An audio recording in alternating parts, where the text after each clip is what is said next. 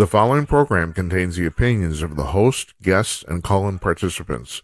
These do not necessarily represent the views of this show's distributors or sponsors. This program may contain obscene, profane, or otherwise objectionable language. Viewer discretion is advised.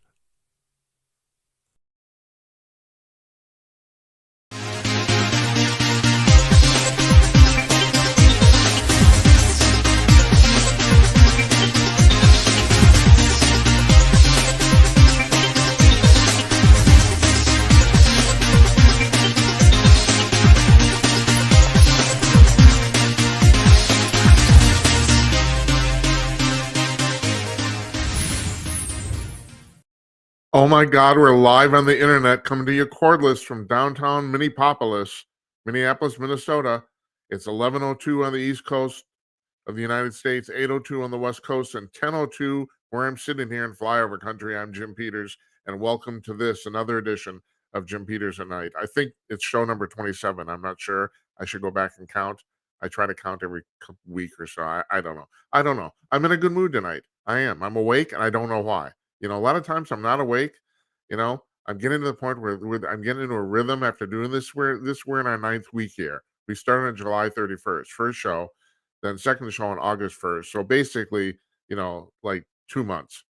I'm getting into a rhythm. It occurred to me today. This is the first time I've done any sort of broadcasting Monday through Friday or Monday through Thursday. You know, and I'll tell you, this is the reason we don't do Friday. First of all, because you're all drinking, so nobody's going to watch. And secondly, it's because if you've ever done this before, it's the 5th show every week that will kill your ass.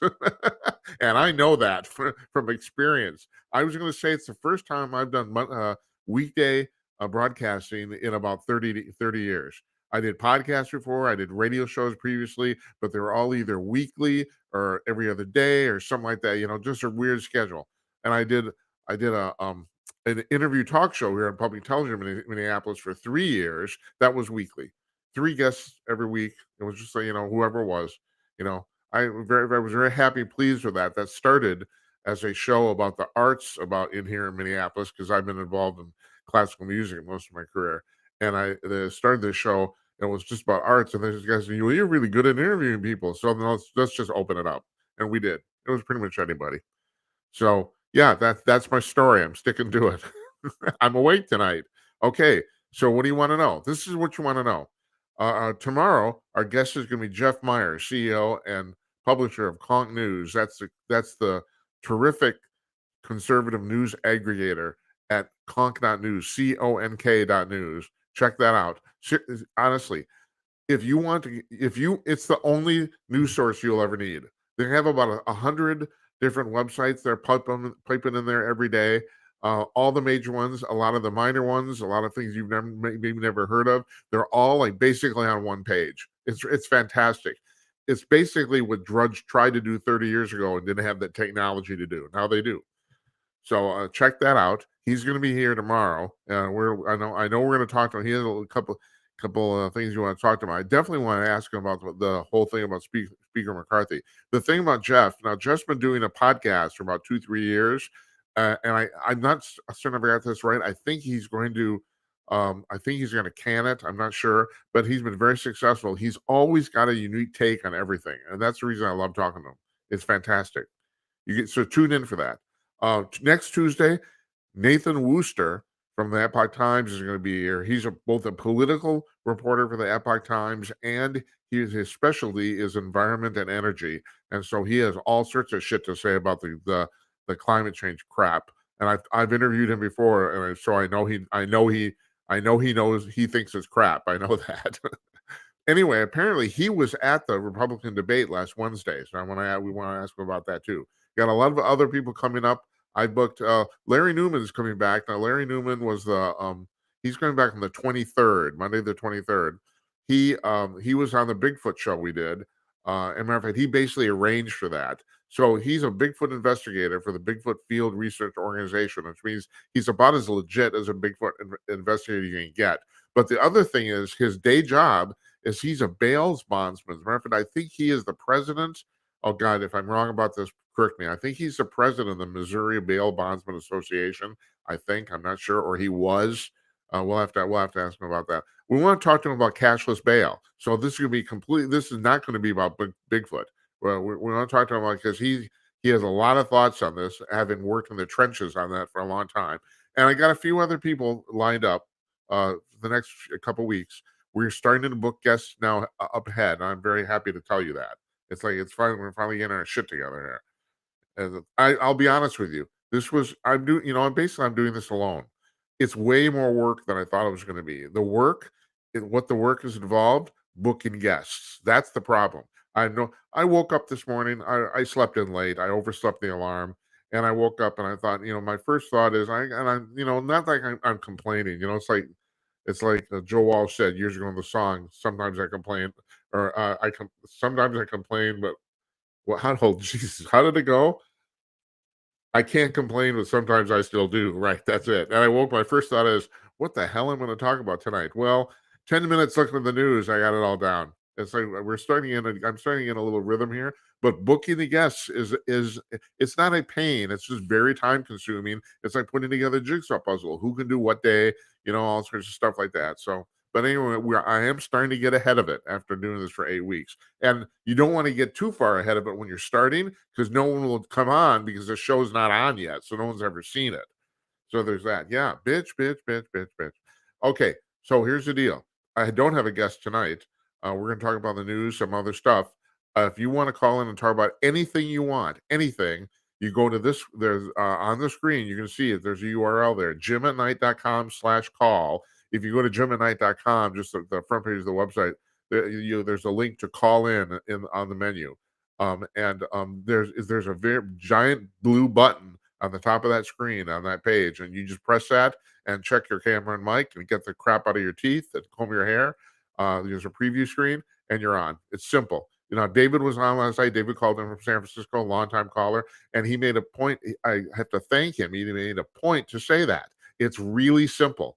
It is. And if you don't want your face on the screen, there's a drop down on the preview screen where you choose your camera. Most devices only have one, but you can still, if you have more than one, you can make a choice.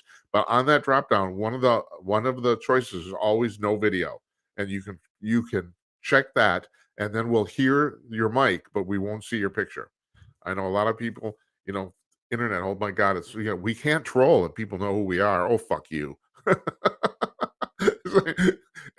This medium was not made for trolling, and yet here we are. It's like shit. All right. The other thing that's on the screen below you too, right there. See, it says text and voicemail. There's the number 408-458-5088. It's the easiest number to remember in the entire goddamn world, and we got it by chance. 408-458-5088. Got that? You can send me a text at any time. I don't read them during the show. I don't, but they will log. I'll see them afterwards, and you can leave us a 30-second voicemail if you call that number too. And if you entertain me enough, I'll play your voicemail on the air. I will. And also, those of you on Rumble especially, thank you for engaging in the chat. I don't read the chat during the show. And I know I've gotten shit about this, and I don't care. I don't care. You know why? You should call me up. That's why. Okay, we're doing things a little differently here. There's nothing more boring than watching somebody read chat on television. It's like, okay, I'm calling this television for lack of a better term. Whatever there's not really, and honestly, there's no one's actually come up with a term for what we're doing here. I mean, I guess it's a talk show, but what is this medium? Is it television?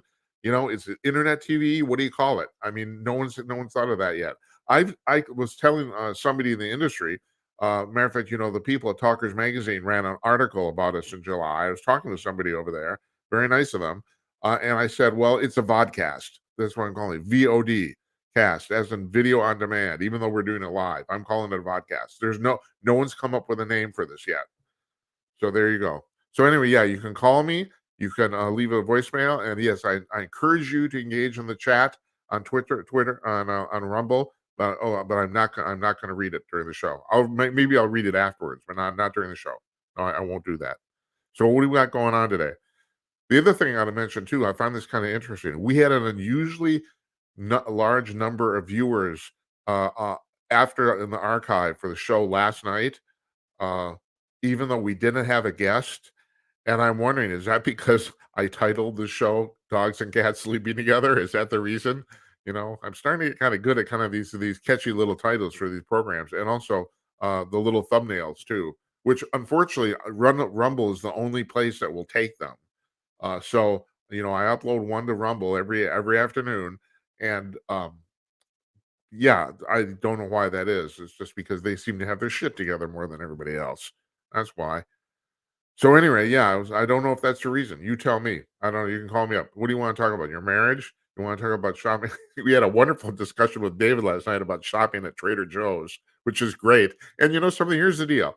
Trader Joe's is basically like the quirky version of Aldi's. I don't know if you have Aldi's where you're at, and I don't think there's a lot of Aldi's west of the Mississippi. It's creeping across the country from east to west. It's a German company, and they're like Trader Joe's in the sense that it's basically mostly staples, stuff you buy all the time it's strictly groceries, like Trader Joe's. And they have and it's all like Trader Joe's too, they use almost entirely their own brands, their own in-house brands. But 95% of the stuff there is their own in-house stuff. I've read in the business trades that they want to get it 100%. They never will because they do sell Coca-Cola and you got to sell Coke. They also sell a few General Mills cereals like Frosted Flakes. They sell stuff that they know people want. So, but other than that, they have knockoffs, and just like Trader Joe does. Trader Joe's is a little more creative. You know, you go in there, they have that. Like I did a dinner tonight for the lovely wife. I did a stir fry, mixing two of their things: their vegetable rice stir fry and their shrimp stir fry. I put those things together, added some sausage. Got you're going to town. You know, you got a meal. Nobody in America cooks anymore. Now, also, I'm a fantastic cook, and that's one of the reasons my wife loves me. She didn't leave me for this reason. I do the cooking here, I do the shopping here. I enjoy both. Okay, so that's my story, and I'm sticking to it. I don't care you guys care or not. All right, what happened today? So I'll tell you what happened today. First of all, I want to comment on yesterday, and yesterday was the McCarthy ouster in the House of Representatives. Our friend David Strom, the associate editor of Howdite.com, had a fantastic column he did today, this morning, and it's just called "Thoughts on the McCarthy ouster." And he pretty much pegged this the way I pegged this, and that is, you know, you can make arguments both ways whether McCarthy was doing a good job or not, but kicking him out at this time is a disaster, and it is. I mean, and you know, I bitch and moan about the fact that the Democrats are basically the high school student council, and now the Republicans we're the fucking idiots. Yeah, it's like it was stupid, and we do this constantly. We're constantly shooting ourselves in the foot. But anyway, Strom mentioned this, and I think this is the general consensus in the conservative community right now is that you know just when we're getting all this dirt on Hunter Biden and the country's going to hell because of his policies and all this sort of stuff. What do? We start our own distraction. You know, and the Democrats are laughing. And I understand on the House floor, they literally did laugh when this went through. The Democrats laughed. Of course they're laughing. We're stupid. It's like shit, you know? And the other thing about Matt Gaetz, too, you know, okay, so Gates's complaint is that basically McCarthy's rhino in conservatives clothing. That's his complaint that you know it's like at some point somebody has to stop the spending, all that sort of stuff. All very true, and that's what Strom says too. But they had a 4-seat majority. They had a 4-seat majority. You're not going to get shit done with a 4-seat majority. And also, I agree with David, and I agree with a lot of people who said this today, and Newt Gingrich too. It's astonishing how much McCarthy did get accomplished with a 4-seat majority. So now they've blown this up. They got to wait. I don't quite understand how this works. They got this. Who's the guy? It's not McCarthy. It's McMaster.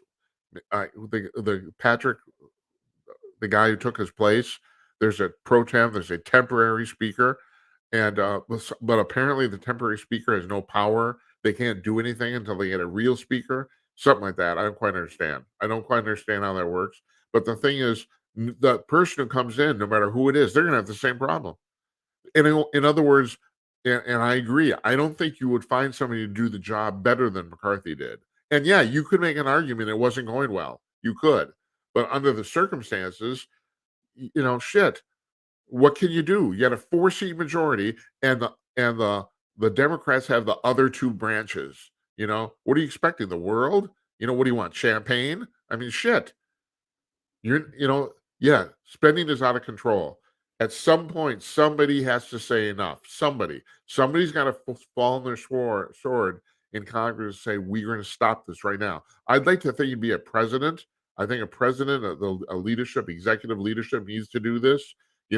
Okay, you know, Clinton did it, and Clinton, it begs repeating. Clinton had a very hostile Congress. I mean, in '96 when Newt Gingrich's contract for America went through, at that point, the Republicans were running the whole thing, and they still balanced the budget. And kudos to Gingrich. I mean, he has always said that Clinton was an excellent negotiator. Both those guys were, and they knew it, and they knew how to do the dance. They did the dance, and they did it, and it worked. So then you get to Barack Obama, who can't bother himself with actually getting his hands dirty politically. He won't do that. He's not going to go down to Congress. He just said, we're going to do it my way or it's not going to happen. And it didn't happen, except for Obamacare, which is a joke. Obamacare is a complete, utter joke. I mean, you have to understand this.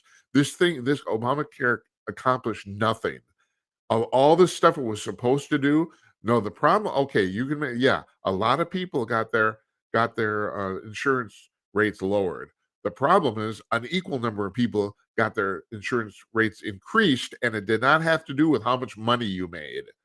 A lot of rich people got their insurance rates decreased. A lot of poor people got their insurance rates increased. It was and because it's a bureaucratic boondoggle. It's a 2,100 page bill.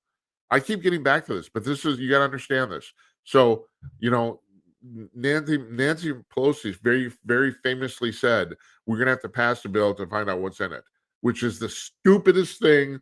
I mean, at that point, you should shoot every person in Congress. I mean, that's just the dumbest thing ever. So Fox News, and I don't know who this person was. From what I understand, it was a woman. They assigned a reporter when this thing first came out, or when the final draft was made, to read it cover to cover. And that's all she did 40 hours a week. It took her a month. It took her 28 days to read this 2,100 page bill. And she's probably to this day the only single person who's read the whole thing. Yeah, that's great. That's a great way to make laws, isn't it? What a bunch of bullshit. And so, all right, I understand where Gates is coming from. We're still running the government the same way. And at some point, it has to stop, because if it doesn't, the government will collapse. There's no doubt about that. I mean, we are $32 trillion in debt.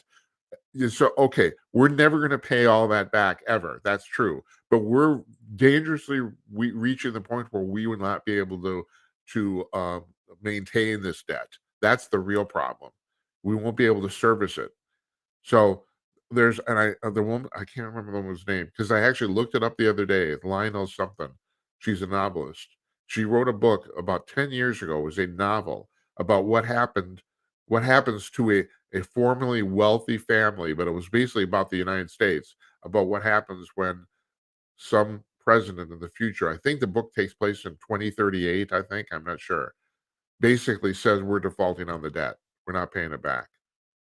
And basically society basically crumbles because of this. And it would. It would. So, like Murray Sabin has said, we are dangerously reaching the point where if the interest rates go up even a little bit farther, we won't be able to afford the interest on that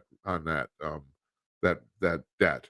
And you can't raise taxes fast enough to cover it. And not only that, the real problem with raising taxes, which is one of the reasons I became a conservative after being a red-blooded, hot-bodied liberal, is that that's the thing about taxes is that when you lower taxes, the government actually takes in more money. Now, do I have to explain how this works? All right, I will. If you don't understand, okay. So you're thinking, okay, taxes are at right now. I think the highest rate is 37%. Um, Reagan, if I'm right, lowered them to 27%. Okay, so let's say we're gonna lower the tax. Let's just for ballpark purposes here. Let's just say we're gonna lower the tax rate like one third, right? Okay, so the government is now taking. All right, on the surface, the government is taking in less money per person, right? They're taking in a third less money from everybody. I'm trying to make this really simple. This is actually really complex, but this way this works. So, okay, but for corporations, for businesses, they're paying a third less than they were previously. So now they have money, more money they can put back in their business. And because the problem is businesses rely, and the wonderful, wonderful thing about capitalism is competition. So, okay, and everyone says, well, oh, some owner's just going to pocket that money. Well, no, no. In the vast majority of instances, the owner, the owners plow that money back into the business so they can get a bigger share of market share, right? So everybody does that. So now part of doing that is you got to hire more people, right? So you hire more people, and then you have more people on your payroll, and because you're paying less in taxes, you're basically paying this money now to a bunch of new employees. Those people have to pay taxes, and you can go into the assumption they either weren't working before or weren't making as much money as you're paying them. That's the reason people take a new job usually. All sorts of reasons. Like I said, I'm making this very simple. So those people are now paying taxes. They're paying more taxes than they were before. And so because of that, the amount of revenues actually going into the federal government actually goes up.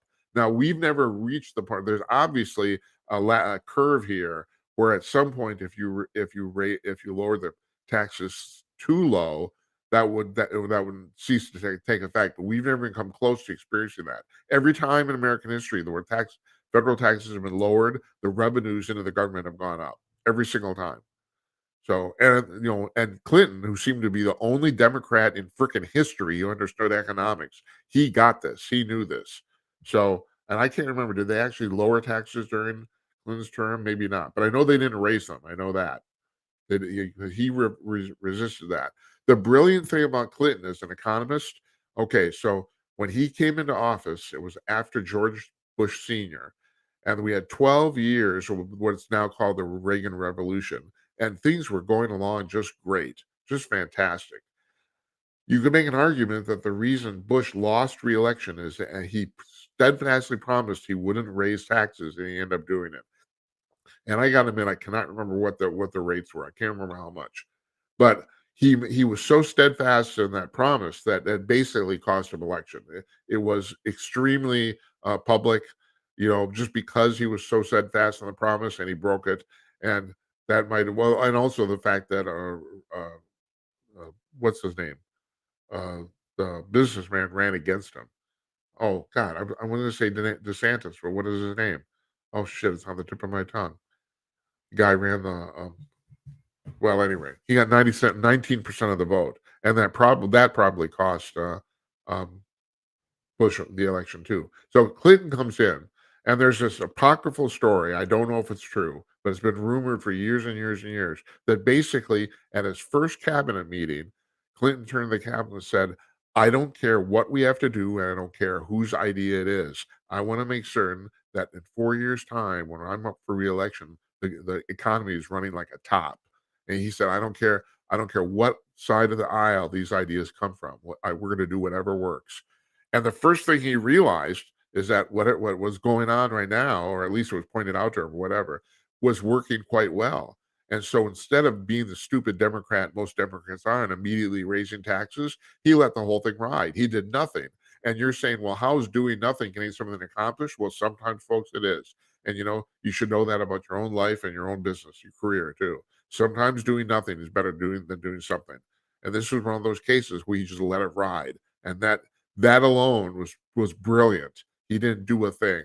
Now I don't, history will record that he had a pretty rough first year.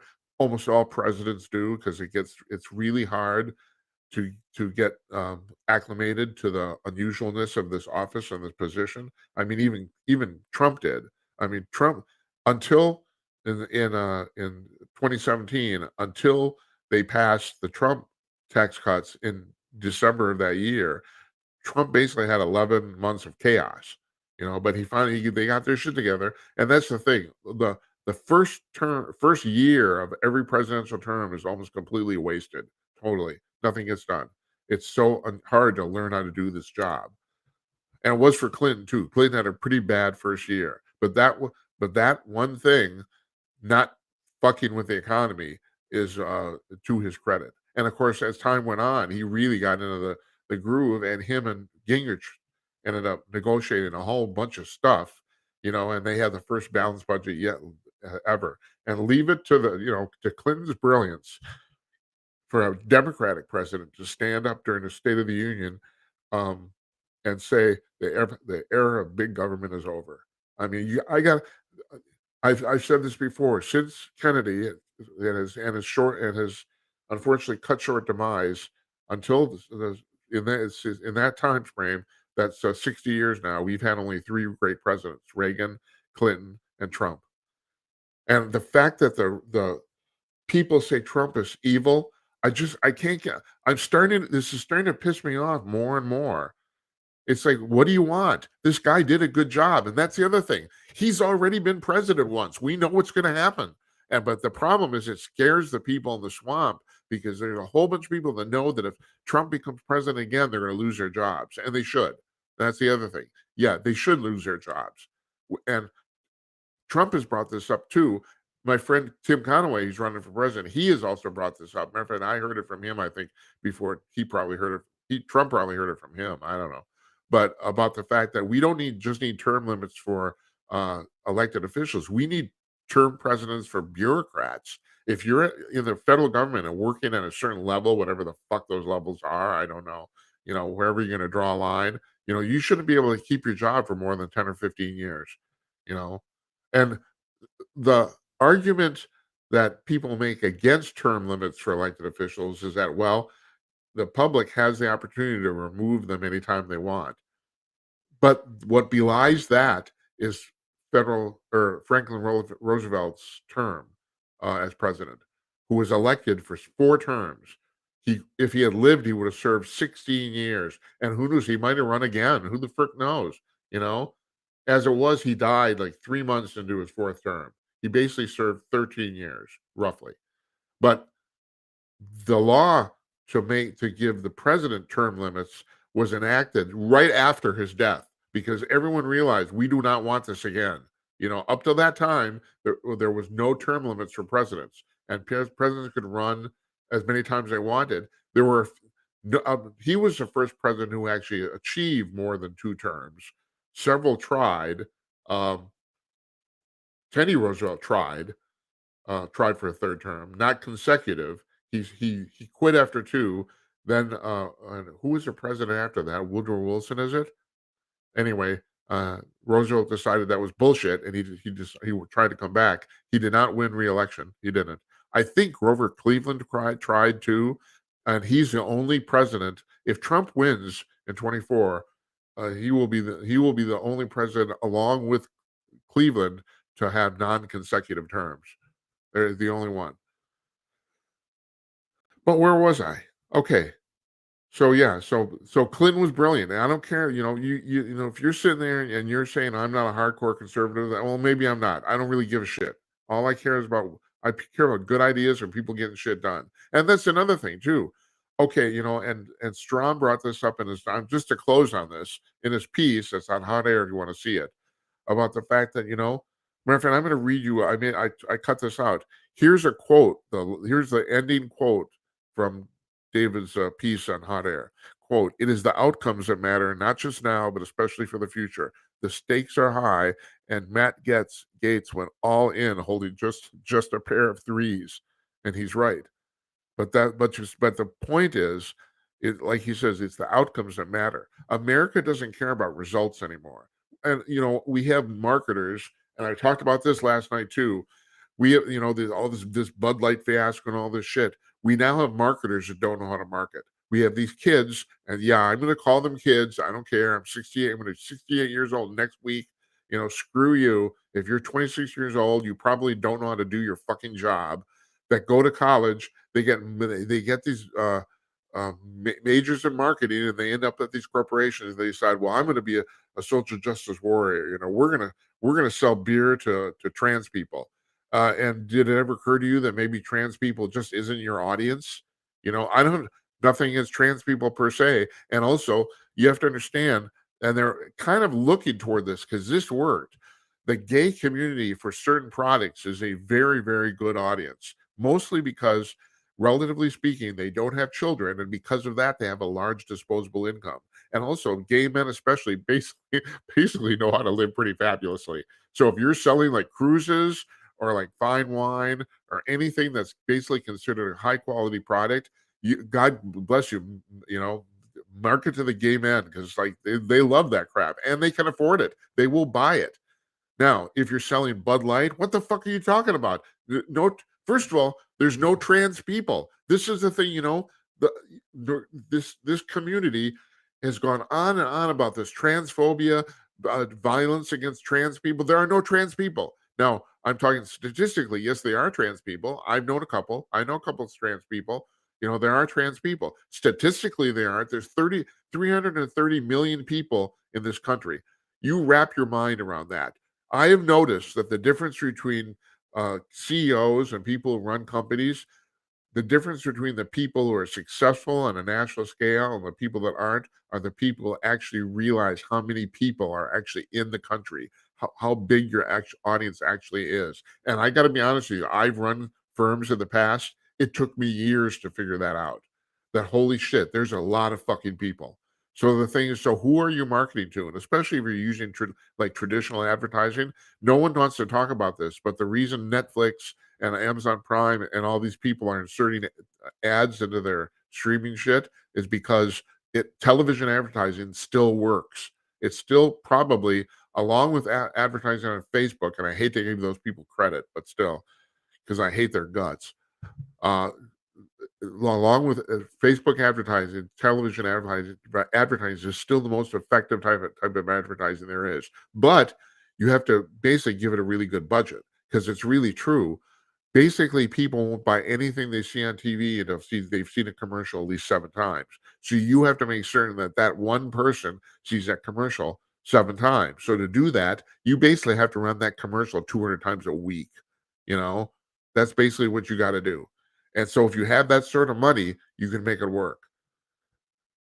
But these kids, they get out of college and they think, well, I'm going to be a social justice warrior. And they don't seem to care about sales at all. They don't care about their audience. They don't care about what the desired demographic is for their product. They do not care.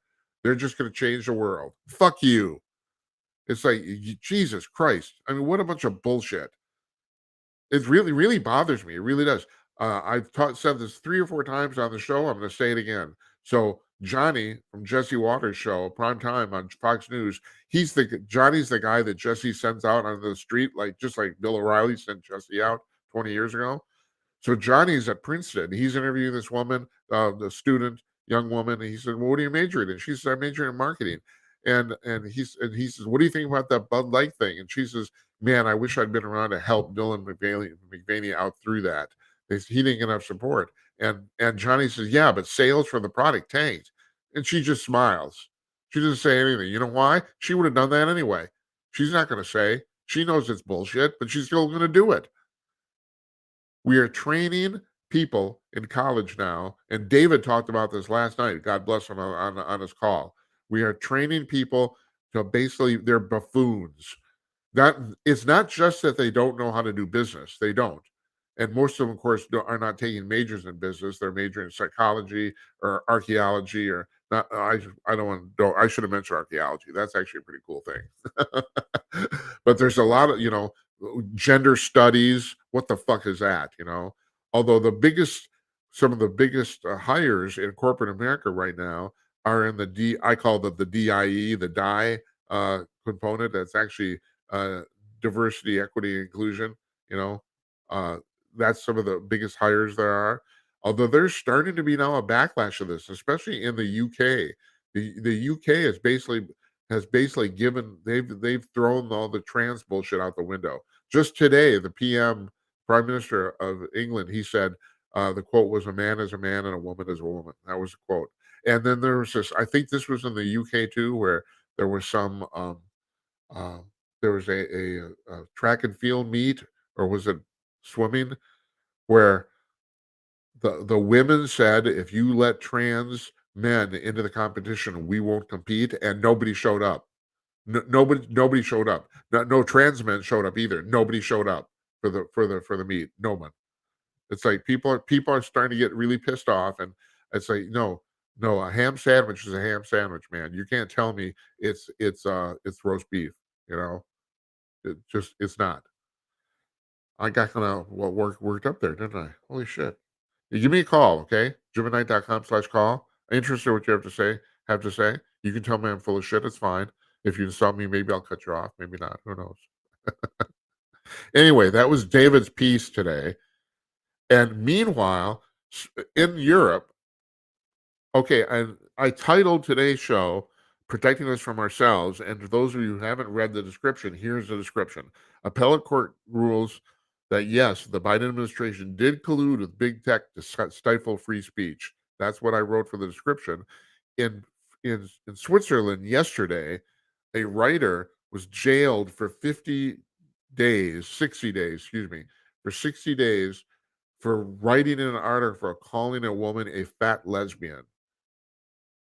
And I won't know. I don't know if she's fat. I've not seen a picture of her, but apparently she actually is a lesbian. That wasn't a problem. He called her a fat lesbian, and for that, for they said spewing hatred, he spent 60 days. And he got sentenced to 60 days in jail. And I want to point out, this is not a civil lawsuit. This is a criminal lawsuit. He was found to have broken a law in Switzerland. They have a law about spreading undue hatred. That's what the law is. And I want to address this, because you have to understand. Well, first of all, we are the only single country in the world that has what is our First Amendment. You go Britain, Canada, nowhere else. They don't actually have a part of their constitution that says you are guaranteed free speech as a citizen. We're the only single ones. So meanwhile, okay, and then getting back to the description I read about today's show, what's happening is that, so it's like 17 states, I think it is, or 25, I can't remember. They have sued the Biden administration for colluding with big tech to stifle, to change social media posts to their liking. That's basically what it is. Now, the original judge that got this lawsuit, he ruled a temporary injunction and told the White House that while this is in court, you have to stop this. He also said in that injunction, he said it appears that the plaintiffs will probably end up winning this case. He said it appears right now that will happen. But this was before the case went to court. And believe it or not, I just, talking about, you want to know where these people's minds are. The White House actually appealed the injunction. There's not a verdict. It's not a verdict. They appealed the injunction to the appellate court to say they did not want to stop doing this. They couldn't even stop temporarily. It's a temporary injunction while this thing actually goes to trial. So they appealed the injunction, and today or yesterday, the appellate court came down and said, not only you guys got to stop this, you got to stop it right fucking now. The appellate court was actually harsher than the original judge. And the appellate court also concluded that it appears likely that the plaintiffs are going to win the case. And the original judge, I can't remember his name, Doherty or something like that, he called it a travesty. He said, this is the worst thing that's happened in 200 years. I mean, and it is. That's the thing. It actually is. You have free speech in the United States. Now, the problem here, and it is a true legal problem, is although the government has no business telling a private company how to edit their posts, the private company do whatever they want. So this doesn't, like, if Mark Zuckerberg decides he's going to take out every post on Facebook about Donald Trump, he has the right to do that. He does. But the White House was working on a cover is that, well, we're not really doing it. And the judges, all the judges in this case, by the way, the appellate court decision was unanimous. I think it was 3 judges, all 3 of them. So 4 judges have ruled on this so far that the government doesn't have any business trying to suggest to these companies that they do this. You can't pass on suggestions. You can't pass on, we recommendations. You can't do any of that shit. You can't. And then right now, the injunction is still in place. The White House can't contact these firms about these topics at all, at all. They ruled the appellate court ruling was actually worse than the original ruling for the White House. It was, and they are probably going to lose. That's right, because this is the government censoring speech. One of the judges in the ruling, he said, and I never thought about this before. It's not a choice for the social media company if if they don't take the recommendation, that they suffer undue consequences, which is what the White House was threatening. The White House was threatening all these the thing is, you do this or we're going to cut off section 130, or we're going to raise your taxes, or they all sorts of mechanism they suggested they would do if they didn't follow the recommendations of the White House. And the judge ruled, very rightly so, that that's not a choice. They say that if you're being threatened with undue consequences if you don't do something, you don't have a choice. And that's right, you don't. Not everybody in this country is crazy. I'm glad to see this. So anyway, that happened in. I brought the thing up on Switzerland because they don't have the First Amendment over there, so they have a law that says if you spread undue hatred through speech, you can go to jail. Now we don't have that law, and we shouldn't, because who's going to define what hatred is? You know, it's a. I've said this before, not on this show, on a previous radio show. And Gutfeld brought this up on the Five just this afternoon. I'm glad he did. I just happened to watch it, or a few minutes of it while he was talking about the fact that, or maybe it was on the show last night. I can't remember. But at any rate, here's the point, and that is, you have the left will go on and on and on about the fact that MAGA Republicans are trying to destroy democracy. But historically, every single uh, government that's gone into totalitarianism has done it from the left. Jamal Bowman's office called Republicans Nazis. Well, you know what Nazis stand for? The translation of Nazis, the National Socialist Party. They were socialists. And how did they end up with a dictatorship? You wonder. Then you wonder. Then I clipped this too to go along with this discussion. Um, hold on one second here. I can do this. I can do it. Oh, about the fact that yeah, here it is. In Venezuela, Maduro, the dictator there, has now commanded every single person. He says he does a weekly show on TV there. And by the way, they have no real media. All the media is run by the state. And I do want to point out, this is very important. 30 years ago, Venezuela was the richest country in South America, and now it's not even a shadow of itself. It's nothing. There's people killing their pets for food. That's how this went. And why? Socialism. This is the thing. If you can look at me and you can tell me, well, capitalism sucks. I can't necessarily disagree with you. Capitalism does suck, but it's still the best thing going on the planet. It's the only thing that works even reasonably well. Nothing else works. And why doesn't socialism work? Well, yeah, communism is a great idea on paper, but that's the problem. It's on paper. It doesn't. When you put it into practice, there's all sorts of shit that goes wrong. And here in Venezuela is electing this Maduro guy who basically, once he got elected, they don't no longer have free elections. They've ended up putting their thumb on the scale for all of them. He's been there now for almost 30 years, if I'm right. I'd say it's like they have a dictatorship now. And no one eats, and no one makes any money, and no one has a job. It's wonderful. So now he's said on his TV show, he said, I never got to the point. He said, if you're a good socialist in Venezuela, you must have a TikTok account. A TikTok account. He posts stuff to TikTok all the time. And he says, make posts about how great socialism it is, how great the Venezuelan government is, and be funny. That's what he said. Yeah, right. So, yeah, TikTok. Yeah, run by the Chinese, owned by the Chinese. The access. I just find. we're stupid. We're fucking stupid. What the hell is this? You know? We are giving our data to the Chinese. It's bad enough that you gave your data to Facebook. You're thinking, "Oh my god, look at all this shit. This is free. I get to communicate with all my friends." No, you know how you paid for it? With all Facebook knows everything about you. And why? Because you told them. That's the thing. You told them what your favorite movies are. You told them what your favorite TV shows are, your favorite albums. You told them all that shit. They know everything about you. And so it's easy for them to that's the reason. I mean, like I said, and the thing is they fell ass backwards into this. They did. They had no plans for this at all. But because if you know about the history of Facebook, and I never saw that damn movie, I never did. But if you know about the history of it, I mean, Mark Zuckerberg, now he did start it. There's no doubt about that. He started it. He basically didn't see the potential in it until it was almost too late. He almost closed the thing up because he got bored. And a lot of developers are like that. I'm a programmer. I understand.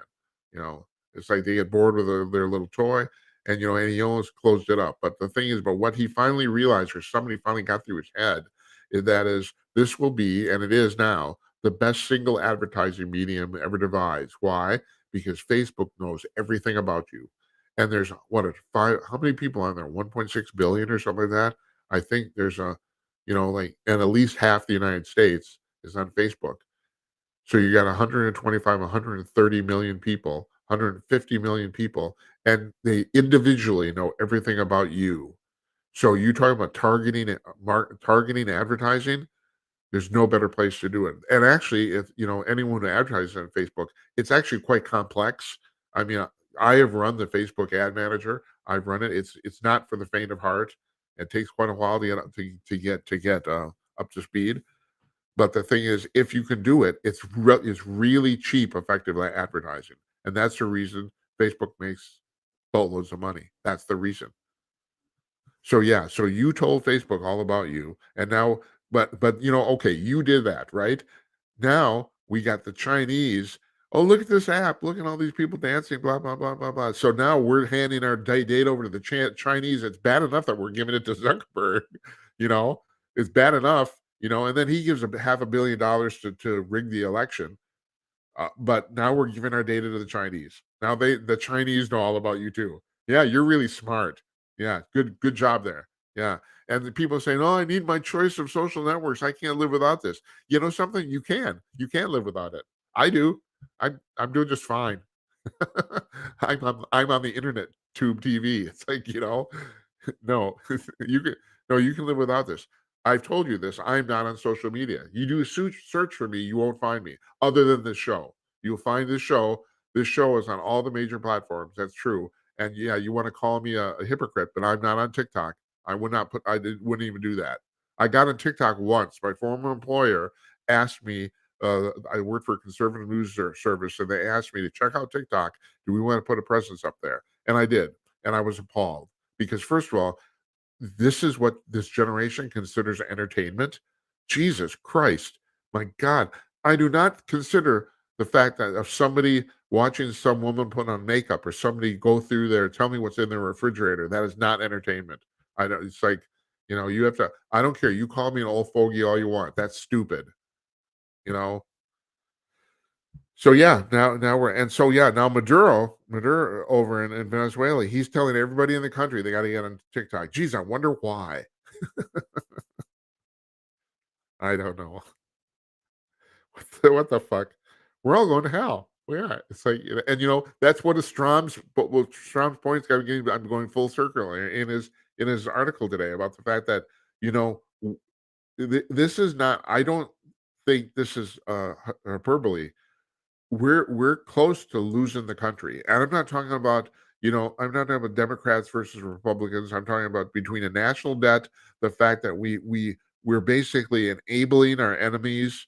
We're enabling them. We have a president who's basically paid off by them, as far as I can tell, allegedly. My opinion, but it seems like that. That's what's going on here, and no one does anything about it. So I know that I asked Jeff Meyer what he wants to talk about tomorrow. So I don't want to blow this, but he says I want to talk about the fact that all this stuff's going on, and nothing's moving. That's what he told me, and that's what we'll talk about because he's right. No one's doing anything about anything. And so then the Republicans, on the verge of actually basically showing that the president of the United States is completely corrupt, they blow the whole thing up. Yeah, nice work. I don't know about I don't know about Matt Gaetz. I really don't. I said this last night. I've thought this for a long time. I don't know what to think. There's part of me that says he's a patriot, and there's part of me that says he's just a complete fucking idiot. I've also heard people tell me he's an egomaniac too. I don't know if that's true or not. I don't. It may be that the whole thing revolves around him. I don't know. And the other thing is, apparently he has a beef with McCarthy because of he was these sexual assault allegations that came up like 3 years ago, which has never left the House Ethics Committee. They apparently they have a report finished and no one's ever seen it, including Gates himself. They've never released it. What are they waiting for? They're probably waiting to right time to embarrass him. I don't know, but apparently, and I don't understand the vagaries of this, the inside workings, but supposedly McCarthy could have stopped it or something like that. McCarthy wasn't responsible for it, but he could have stopped it and he didn't, or something like that. And Gates has really held it against him. And I got to admit, if I was falsely accused of sexual assault, and I've seen this allegation, and it appears that it was just complete, utter political bullshit. That's on the offhand appearance. I mean, yeah, I reserve right to change my judgment in case it looks like he actually did assault somebody. But this is like, kind of like Brett Kavanaugh assaulting Christine Daisley Ford, All right, it happened 40 years ago. You don't remember the date. You don't remember the time. You don't remember the place. And all the witnesses that you said saw it said they didn't know what the fuck you were talking about. Yeah, that works. Let's go with that. Like, Jesus, shit. So yeah, but yeah, I can say the Democrats, the evil, despicable, and all that. Well, I'll say this about the Republicans: they're fucking stupid. Blow this thing up, Jesus Christ, And those of you who watch the show, I had a lot of my friends watch the show. They said, "Jim, when did you become so political?" I've always said this. One of my friends, a Republican friend of mine, says, I'm more conservative than he is. But always said this. I'm going to call him as I see him. I'm not pitching. I got to give Sean Hannity credit. I mean, that's his modus operandi. He will never ever say anything bad about any Republican. No, okay, God bless him. I can't operate that way. If you're stupid, I'm gonna point it out. And these Republican people, they're stupid. Jesus. Okay. No one's calling me. Give me a call, man. I want to talk to you. JimandKnight.com/call. Push the button. It's simple. You can do it. So I got this really interesting thing here. So I'm using a green screen. I had this wonderful shot of downtown Minneapolis here. And by the way, people have asked, that's not the view on our window, but it's pretty darn close. Except we're going the other direction. We're on the other end of downtown from where this picture is taken. But yeah, you can pretty much see this from our studio here. We're at Broadway and Central in Northeast, which is right across the river from downtown, the Mississippi River. And I've said this before, and it's really it fascinates me if you've ever been there. Northeast Minneapolis, which is the name of the neighborhood I'm in, is more like Brooklyn than any place in America outside of Brooklyn. Three things. First of all, it used to be a separate city, and now it's part of Minneapolis. This was originally the city of St. Anthony, which was on the east side of the river, Minneapolis. They merged. Secondly, all right. You gotta shoot me and put me on a pasture. All right. Okay. Secondly, it used to be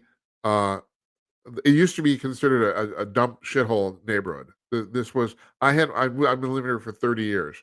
I had friends who wouldn't come over here because they were afraid of getting mugged. There was a very famous thing when my wife and I first got married. This is going back, yeah, this is like early 90s. So there's a famous anchorman on television here, Don Shelby. He's still around. He's still kicking around. And he's on TV on WCCO News one night, and we're watching. And Shelby says, "Well, okay, so the safest neighborhood in Northeast Minneapolis last year was Northeast Minneapolis." And he said there were only, and actually, I'm not going to name it. There's a subsection of Northeast Minneapolis, a sub neighborhood that he named, and he said there were only 3 911 calls from this neighborhood the entire year. And my wife looks at me and says, "Didn't you make 3 911 calls?" And I did. They were all from me. I won't get into what they were, but first of all, the woman next door, the apartment next door, was getting beat up by her boyfriend. I called the police. There was we were across the railroad tracks from a large used car dealership, and some alarm went off there. Wouldn't stop. I called the police, and then the bridge over the railroad tracks outside of our house, some guy I saw the accident too. It's like he must have been drunk out of his mind because not only did he lose control of his car, it ended up on the sidewalk and then it ended up hanging over the bridge. And I think, well, I think these guys need to get out of the car. And I called the police. Oh my god. Anyway, and what was the third thing? It was okay, so it was separate city, uh, used to be a dump, and, I can't remember. Any rate, it's like, why do you watch this? I gotta admit, I'm having fun doing it. So I got one more thing I wanna bring up tonight.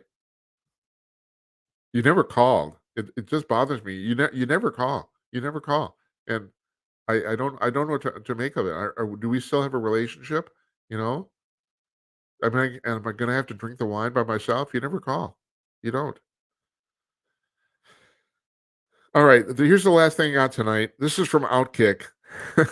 A guy named Matt Regal, who I've never heard of before, and I gotta say, all these writers, that's the problem with a lot of these, writers, and of course, most of them are leftists.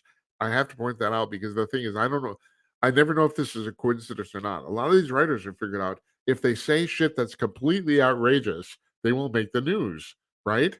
You know this. I mean, this is AOC's, and I brought this up before. Northeast Minneapolis. This is Elon Omar is our congressional representative here.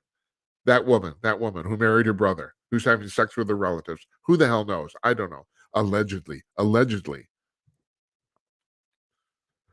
crazy people. But at any rate, so these people they figure this out. If you say absolutely outrageous stuff, you will end up making the news, and all publicity in America is good publicity. So you never really know if people mean the shit they're saying or they're just saying it for giggles and to get noticed. You never know. But here's a writer. He writes for Outkick. His name is Matt Regal, and I got to give him props on this because I don't know if he was just pissed off or if he's trying to get attention. Here's the headline: Problematic because it's crap. It's time to do time to do away with Sweet Caroline. So he's watching one of the baseball playoff games yesterday, and he says he can't stand this song. Neil Diamond, Sweet Caroline. Everyone's singing, they're all drunk. He is so over it, and and Ed Morrissey on Hot Air. He's the editor of Hot Air, and he wrote a thing. He said, well, it's really not that bad a song, and you got to give props to Neil Diamond, man. This guy wrote so much music that's basically in the public consciousness. I mean, he wrote most of the Monkeys' biggest hits. It goes back forever, And he was writing. He wrote for from the Brill Building before he was even a singer. It's like, I mean, and not only that, he is so insanely rich. And folks, I got to tell you, if you can do it, the best way to make money in America is become a songwriter because you don't know this, but songwriters get paid completely separately from performers. And not only that, we're the only country in America where if you get your song, oh, no, actually, no, I'm going to get this wrong. But every time your song gets played on the radio, and you need a hit to do this, you basically get paid 10 cents on any terrestrial radio station in America. And you may think, well, Jim, that's not a lot of money. Well, if your song gets played 1 bazillion trillion times, it is, and most hits do, I mean, the Beatles are all the two songwriters for the Beatles are three. If you count Harrison, bless his heart, bless his soul, rest in peace. I mean, uh, McCartney is probably worth about $500 million, maybe more. Taylor Swift's already worth $500 million, and she's only been doing this a few years. The money is actually in the songwriting. I have to amend that. That's not really true anymore. That used to be the way it's true. Now, if you reach a certain level, the money's also in the performing. I mean, I did some quick napkin math. Taylor Swift is making a minimum, and this is personally, I'm not talking about the gross. She is personally making about $10 million for every concert she gives in every arena. Personally, she takes them they are making about double that. That's what the gross is between. I mean, her merch sales are through the roof, but the ticket prices alone, and these are 60,000 seat arenas. And I've said she's a terrible songwriter. She's great at everything else. She's a fantastic arena performer. She's a great businesswoman. She knows how to service her fans. I mean, I'm not trying to put this woman down, but the music sucks. It does. If you think that's good music, man, you wait a few years till you grow up. That's all I can tell you. But I don't think you're watching this show because I'm an old guy. That's that's my guess. That's my story, folks. I'm sticking to it. All right, tomorrow, Jeff Meyer joins us. We're going to talk to him. Got a bunch of guests lined up for the next couple weeks. I went through a couple of them. Nathan Wooster on Tuesday. I think I got somebody on Monday. That's going to be really interesting if this goes down the way I think it is going to. So, but I can't talk about it until it happens. So, yeah, and next Tuesday I'm turning 68, and we're going to do a show. I'm thinking about having my mother on. Now, I don't know how we're gonna. My mother, she's 99 years old. She was a regular guest, and David even brought this up last night in his call. But very nice of him. He used to call in on my radio shows previously. Used to be a guest. I don't know if we can get her on camera. I don't know if that's going to happen, but I'll get her on the telephone at least, and she can talk. She's had a fascinating life. She's 99. She lived through the Second World War. I'm gonna preface this with two quick stories about my mom. She'll talk about this. When she was 17, she grew up in a town, pretty large city in what was then Yugoslavia. Now it's North Macedonia. During the war, in 1941, when she was 17, if I'm right.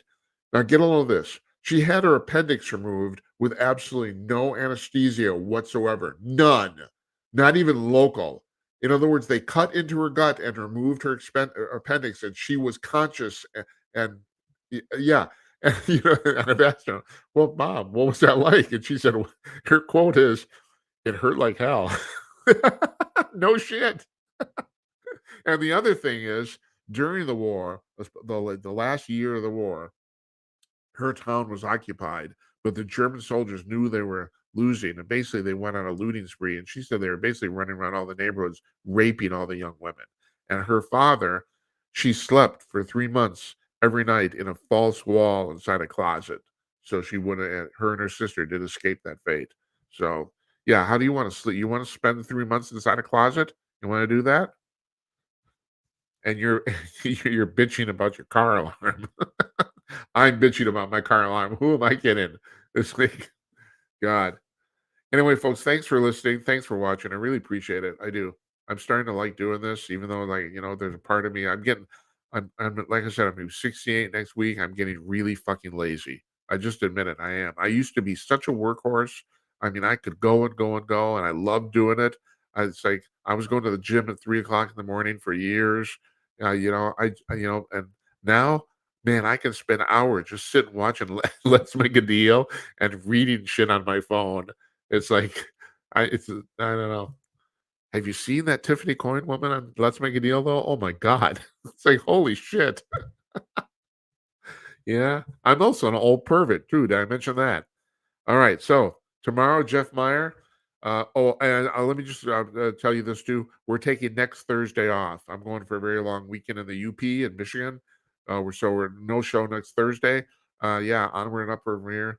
Thank you. I really appreciate this. Thanks for watching. Whether it's live or on the playback, I don't care. I don't care. It doesn't make any matter to me. Here's a new end card. Enjoy this. And good night, Uncle Donnie, wherever you are.